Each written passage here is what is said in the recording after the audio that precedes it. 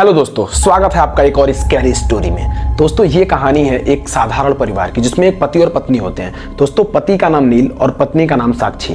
दोनों एक छोटे शहर में शिफ्ट होते हैं और वहाँ एक पुराना घर किराए पे लेते हैं। दोस्तों घर बहुत ही ज़्यादा बड़ा था लेकिन सस्ता था, इसलिए उन्होंने जल्दीबाजी में ये फैसला लिया कि हम यहीं पे रहेंगे क्योंकि ये घर सुंदर है, बड़ा है और सस्ता भी है, तो हमारे लिए थोड़ा आसान होगा इसके रेंट को देना।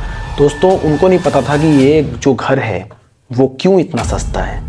आइए मैं बताता हूँ। दोस्तों उस घर में सब कुछ साधारण था सिवाय एक बड़े आईने के जो बेडरूम में लगा हुआ था, जो बहुत ही ज़्यादा अजीब था। दोस्तों पत्नी साक्षी को ऐसा लगता था कि ये अजीब सा आईना है, इसमें कुछ अजीब अजीब से ना हॉरर पिक्चर्स दिखते हैं जो मुझे डराने की कोशिश करते हैं। ये बात उसने नील को बताई कि देखो ये जो आईना है ना मुझे बड़ा अजीब लगता है, इसको हटा देते हैं, ये मुझे डराता है रात को।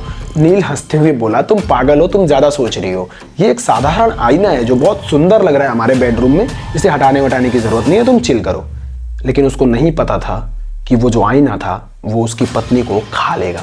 दोस्तों अगली रात पत्नी सोई हुई थी और उसको लगा ना कि उस आईने से उसको कोई देख रहा है, और वो अचानक से उठी और उसने नील को जगाया और बोला कि तुम भरोसा करो, उस आईने से मुझे कोई देख रहा है और मुझे डराने की कोशिश कर रहा है, प्लीज़ तुम मेरी बात को समझो, उस आईने को हटवा दो।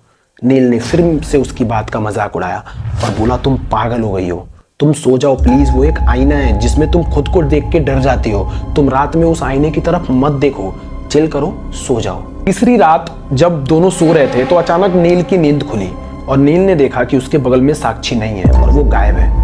वो उठ के पूरे घर में साक्षी साक्षी चिल्लाने लगा, लेकिन उसको साक्षी कहीं नहीं मिली। अचानक उसकी नज़र आईने पे पड़ी और उसने देखा कि आईने में साक्षी खड़ी है, लेकिन जब वो उस कमरे में देख रहा है तो साक्षी कहीं नहीं दिख रही।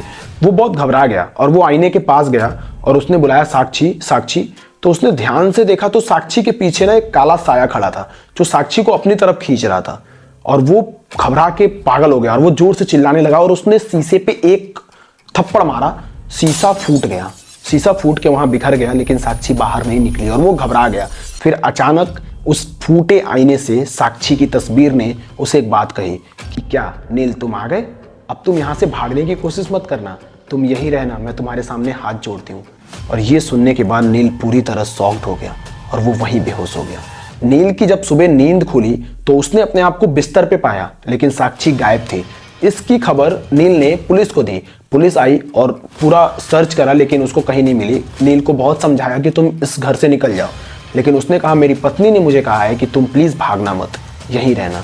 और दोस्तों वहाँ के लोग बताते हैं कि नील आज भी अकेले उसी कमरे में अपनी पत्नी की याद में रहता है। वहाँ के लोगों का ये मानना है कि आज भी उस कमरे में जाके जब कोई आईने में रात के टाइम में देखता है तो उसको साक्षी की परछाई दिखाई देती है।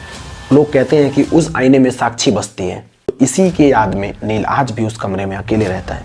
ऐसी और भी स्कैरी और रियल स्टोरी जानने के लिए हमारे चैनल को सब्सक्राइब करें।